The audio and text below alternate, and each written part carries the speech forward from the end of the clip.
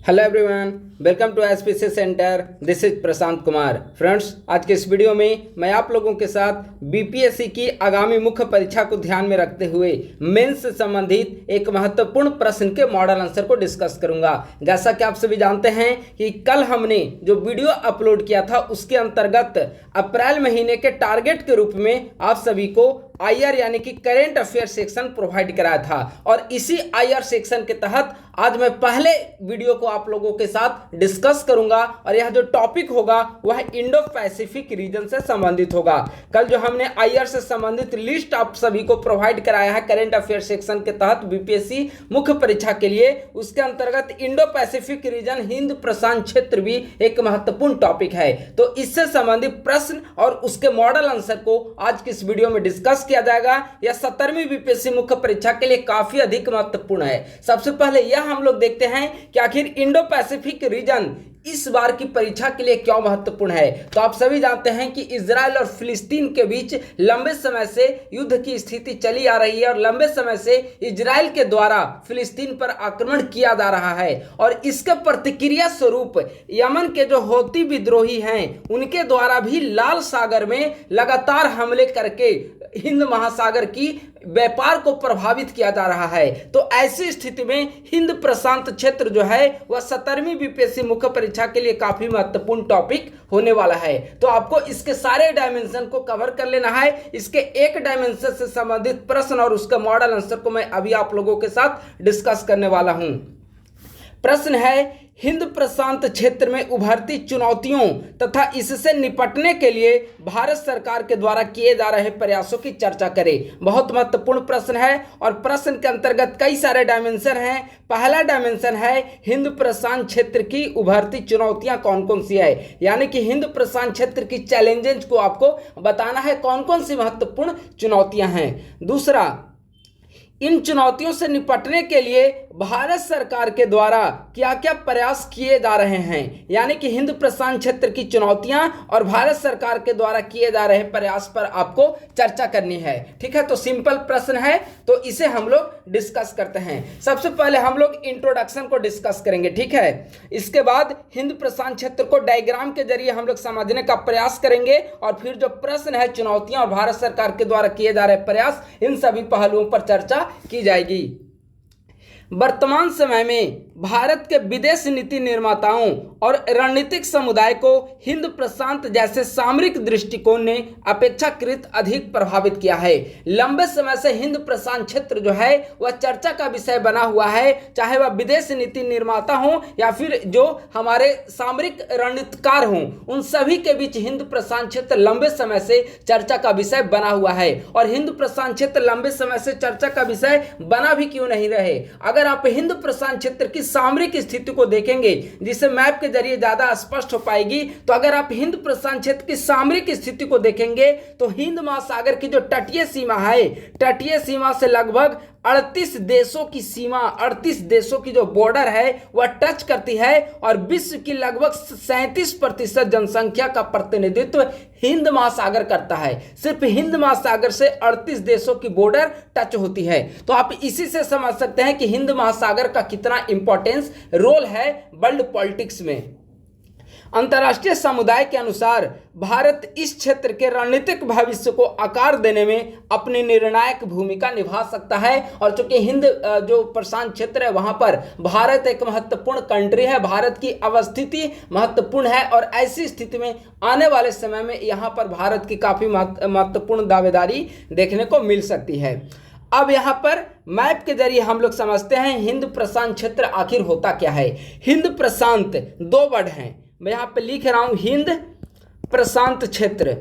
हिंद प्रशांत क्षेत्र का मतलब हो गया हिंद महासागर और प्रशांत महासागर से संबंधित क्षेत्र जो है वह हिंद प्रशांत क्षेत्र कहलाता है। हिंद का मतलब हिंद महासागर और प्रशांत का मतलब प्रशांत महासागर, तो इन दोनों से संबंधित क्षेत्र जो हो गए वह हिंद प्रशांत क्षेत्र के नाम से जाना जाता है। ठीक है, ये हो गया आपका हिंद महासागर वाला बेल्ट हो गया, और यह प्रशांत महासागर का क्षेत्र हो गया। ठीक है, यही हिंद प्रशांत क्षेत्र के नाम से जाना जाता है, ये आसपास जो भी कंट्री अवस्थित होंगे।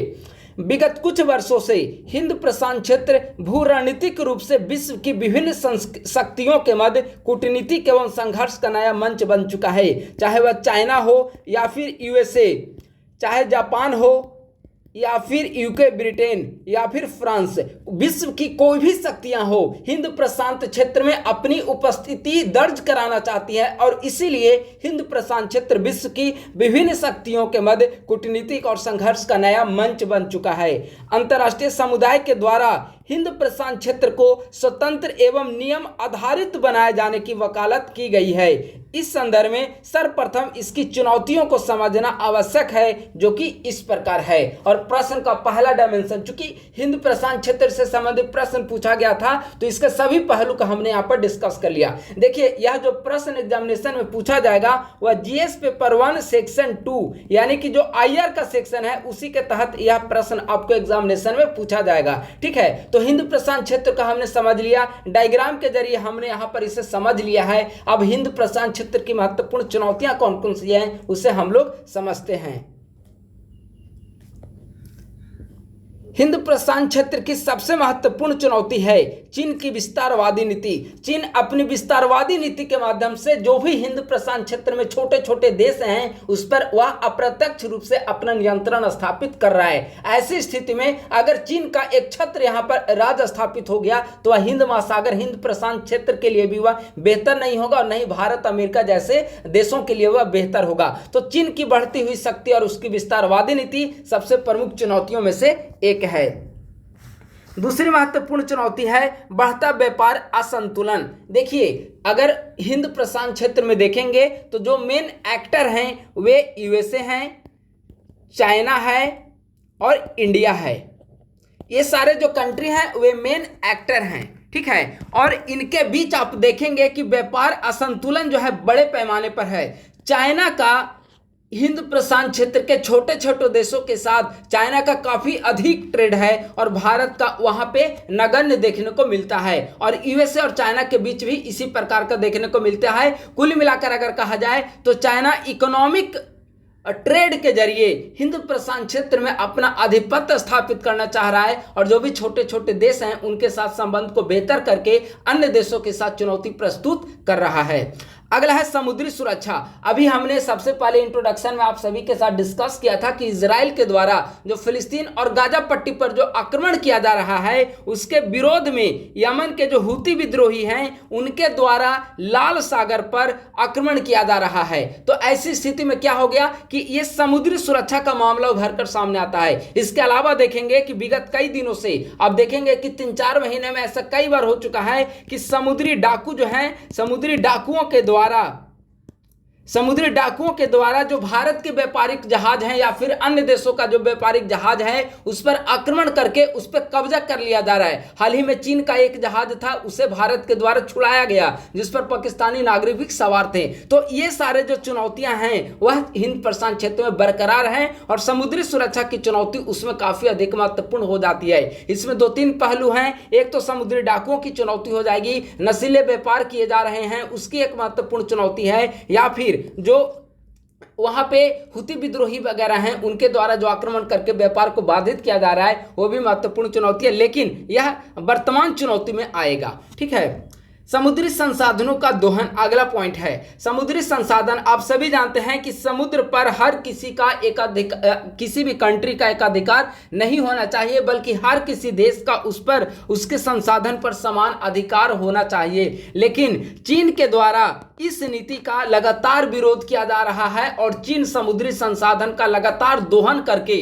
अन्य देशों की संप्रभुता को भी चुनौती प्रस्तुत कर रहा है। और अगर अन्य देशों की संप्रभुता की चुनौती मिलेगी तो स्वाभाविक है कि वे सभी देश उसके खिलाफ लामबंद होंगे और हिंद प्रशांत क्षेत्र में यही देखने को मिल रहा है। चीन जबरदस्ती तरीके से दूसरे देशों की संप्रभुता का हनन करते हुए वे दावेदारी प्रस्तुत कर रहा है और वहां जो समुद्री संसाधन है उसका भरपूर दोहन करके अपनी अर्थव्यवस्था को विकसित कर रहा है। ठीक है, विभिन्न महाशक्तियों के बीच प्रतिस्पर्धा, चाहे वह चाइना हो या फिर इंडिया हो या फिर यूएसए हो, ब्रिटेन हो, फ्रांस हो, जापान हो, हर कोई महाशक्ति, हर कोई सुपर पावर चाहता है कि हिंद प्रशांत क्षेत्र में हमारी स्थिति अच्छी हो, मजबूत हो। तो ऐसी स्थिति में हर देशों के मध्य थोड़ा बहुत यहाँ पर प्रतिस्पर्धा की भी स्थिति देखने को मिलती है। तो ये सारे चैलेंजेज हैं, ठीक है। तो हिंद प्रशांत क्षेत्र में अगर आपसे चुनौतियां पूछा जाए तो इन सभी चुनौतियों को आपको एक एक पैराग्राफ या दो तीन सेंटेंस में करके आपको डिफाइन कर देना होगा। ये सारे पॉइंट्स को आप लोग नोट कर ले। जो भी यहां पर मॉडल आंसर डिस्कस किया जाता है उसे आप लोग नोट करते चले जाएं, क्योंकि बाद में आपके पास समय नहीं होगी। प्रीलिम्स खत्म होंगे, प्रीलिम्स के बाद तुरंत मेंस का परीक्षा आपके सामने होगा, तो ज्यादा समय नहीं बचेगा। यही समय है और सही समय है जब आप लोग इस पर अच्छे तरीके से काम करें। चीन लंबे समय से हिंद प्रशांत क्षेत्र में समुद्री संसाधनों का दोहन, कृत्रिम द्वीपों का निर्माण तथा दक्षिणी चीन सागर में आक्रामक गतिविधियों आदि के माध्यम से अपना वर्चस्व स्थापित करने में लगा हुआ है। इसके लिए चीन के द्वारा मोतियों की माला नीति व ऋण जाल की नीति आदि का सहारा लिया जा रहा है। विभिन्न छोटे छोटे देशों को अपने ऊपर आत्मनिर्भरता में वृद्धि कर आपूर्ति श्रृंखला को प्रभावित कर रहा है। इससे हिंद प्रशांत क्षेत्र में अशांति की स्थिति बनी हुई है, ठीक है। चाइना क्या कर रहा है हिंद प्रशांत क्षेत्र में अपनी दावेदारी को मजबूत करने के लिए? उसकी 2-3 महत्वपूर्ण पॉलिसी है। पहला पॉलिसी एक तो BRI पॉलिसी है, बेल्ट एंड रोड इनिशिएटिव। इसके जरिए छोटे छोटे देशों को अर्थव्यवस्था के विकास के नाम पर वह ऋण प्रोवाइड करा रहा है, और इतना ऋण प्रोवाइड करा देता है कि वह छोटे देश वापस चीन को रिफंड करने में सक्षम नहीं होते। ऐसी स्थिति में चीन उन देशों पर, चूंकि उनका कर्ज होता है उन छोटे छोटे देशों पर, तो चीन उनके जो महत्वपूर्ण रणनीतिक सामरिक स्थल होते हैं उस पर वे कब्जा जमा लेता है और लंबे समय के लिए उसे लीज पर ले लेता है। इससे उस देश की संप्रभुता तो हनन हो ही रहा है। इसके अलावा हिंद प्रशांत क्षेत्र में भी चाइना की दावेदारी मजबूत हो रही है। इसके जरिए आप देखेंगे कि हिंद प्रशांत क्षेत्र में कई सारे ऐसे द्वीप हैं और कई सारे ऐसे बंदरगाह हैं जिसका विकास चाइना के द्वारा किया जा रहा है।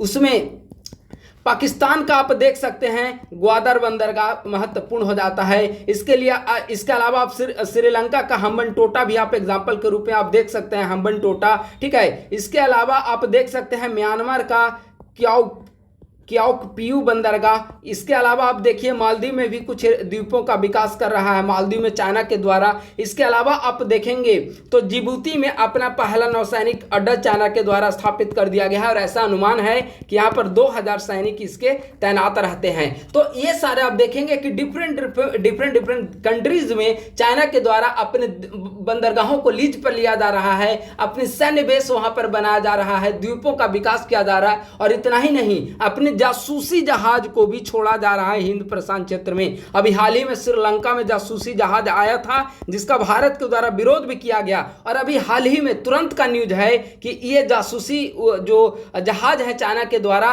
वह मालदीव भी भेजा गया है, ठीक है। तो इस तरह से चीन जो है वह हिंद प्रशांत क्षेत्र में एक तरफा बदलाव करने की स्थिति में है, और चीन जो है वह काफी आक्रामक रूप से इन सभी गतिविधियों को अंजाम दे रहा है, ठीक है। अब आइए हिंद प्रशांत क्षेत्र का थोड़ा सा हम लोग इंपॉर्टेंस देख लेते हैं। हिंद प्रशांत क्षेत्र का अगर इंपॉर्टेंस देखा जाए तो विश्व की 65% आबादी का प्रतिनिधित्व करता है हिंद प्रशांत क्षेत्र, यानी कि हिंद महासागर और प्रशांत महासागर के आसपास जो कंट्री स्थित हैं वे विश्व की 65% आबादी का प्रतिनिधित्व करते हैं।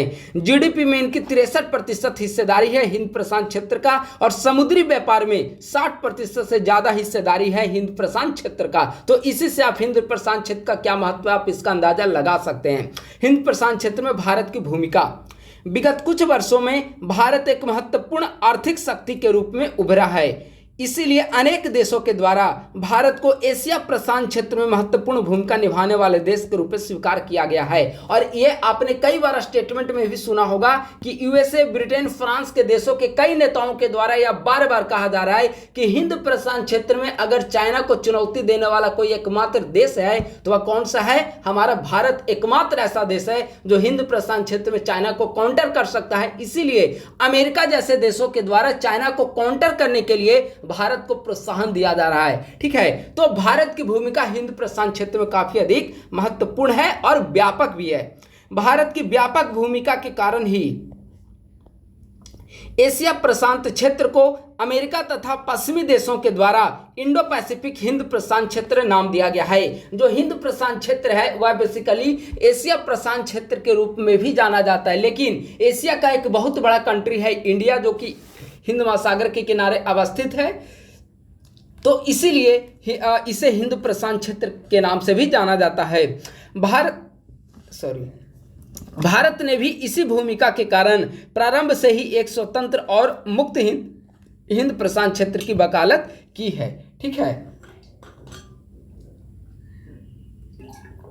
अब आइए हिंद प्रशांत क्षेत्र में भारत के एक प्रयास, यानी कि हिंद प्रशांत क्षेत्र में हमने चुनौतियों को देखा, किस प्रकार से चाइना के द्वारा हिंद प्रशांत क्षेत्र में एकाधिकार बनाए जाने का प्रयास किया जा रहा है, चाहे वह स्ट्रिंग ऑफ पर्ल्स की पॉलिसी हो, BRI कर्ज जाल की नीति हो, कई सारे पॉलिसी के माध्यम से कृत्रिम द्वीपों का निर्माण हो, बंदरगाहों का नौसैनिक अड्डों का विकास हो, जासूसी जहाजों को लेकर तैनाती हो, कई सारे मामलों के द्वारा चीन के द्वारा हिंद प्रशांत क्षेत्र की स्थिति में बदलाव लाने का प्रयास किया जा रहा है। लेकिन उन स्थिति से निपटने के लिए भारत भी काफी एग्रेसिव भूमिका निभा रहा है और छोटे छोटे देशों को एकत्रित करके चाइना के खिलाफ हिंद प्रशांत क्षेत्र में एक मजबूत गठजोड़ का निर्माण कर रहा है। इस गठजोड़ का सबसे बेहतर एग्जाम्पल अगर आप देखेंगे तो क्वाड का गठन है। क्वाड जो है वह क्वाड के अंतर्गत जो 4 कंट्री हैं, भारत, जापान, अमेरिका, ऑस्ट्रेलिया, जो 4 कंट्री है, इन सभी का एकमात्र लक्ष्य है स्वतंत्र व नियम आधारित हिंद प्रशांत क्षेत्र बनाए रखना, यानी कि वे हिंद प्रशांत क्षेत्र को वहां पर स्वतंत्र नौवहन व्यवस्था की वकालत करते हैं। वे चाहते हैं कि किसी एक कंट्री का यहां पर इन्फ्लुएंस नहीं बढ़े, बल्कि सभी देशों का इस पर अधिकार हो, व्यापार में कोई बाधा उत्पन्न नहीं हो। तो क्वाड इसका सबसे बेहतर एग्जाम्पल है और क्वाड के अंतर्गत ही हिंद प्रशांत आर्थिक ढांचे का भी गठन किया गया है, जिसे IPEF के नाम से जाना जाता है। इसके अंतर्गत बेसिकली देखेंगे कि हिंद प्रशांत क्षेत्र में आर्थिक ढांचे को खड़ा करने की बात की जा रही है, जो कि अभी हमने बताया ना कि व्यापार का असंतुलन हिंद प्रशांत क्षेत्र की एक महत्वपूर्ण चुनौती है। चुनौती वाले सेक्शन में डिस्कस किया, तो उसी चुनौती को से निपटने के लिए और व्यापार में जो असंतुलन देखने को मिल रही है, उस असंतुलन को संतुलित करने के लिए IPEF का गठन किया गया है, Indo Pacific economic framework.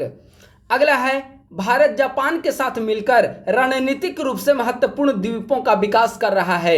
Bharat की कोशिश है कि जो भी हमारे विचारधारा वाले लोग हैं, जो भी लोकतांत्रिक देश हैं, उन देशों के साथ बेहतर संबंध हो और वहां पर छोटे छोटे रणनीतिक रूप से जो महत्वपूर्ण द्वीप है उसका डेवलपमेंट किया जाए। आवश्यकता अनुसार द्वीपीय देशों को आर्थिक सहायता भी प्रोवाइड किया जाए, ताकि जो छोटे और गरीब देश हैं और वे चीन से ऋण लेने पर मजबूर होते हैं, उनको अगर इंडिपेंडेंटली रूप से हम इस प्रकार के प्रोवाइड कराएं इकोनॉमिक सहायता, तो वे जो हैं काफ़ी हद तक चीन के चंगुल से बच पाएंगे। ठीक है, तो आवश्यकता अनुसार द्वीपीय देशों को आर्थिक सहायता भी प्रोवाइड करा जा रहा है। इसके अलावा हिंद प्रशांत क्षेत्र में सक्रियता में वृद्धि है। आप देखेंगे कि समय समय पर विभिन्न देशों के द्वारा, भारत के द्वारा भी यहाँ पर युद्धाभ्यास किए जा रहे हैं। ठीक है, तो सक्रियता में वहां पर वृद्धि हुई है। इसके अलावा अगर आप पॉइंट देखेंगे, ये तो भारत के प्रयास हो गए। इसके अलावा अगर आप वैश्विक स्तर का आप एग्जाम्पल लिखेंगे तो G7 कंट्रीज के द्वारा देखेंगे कि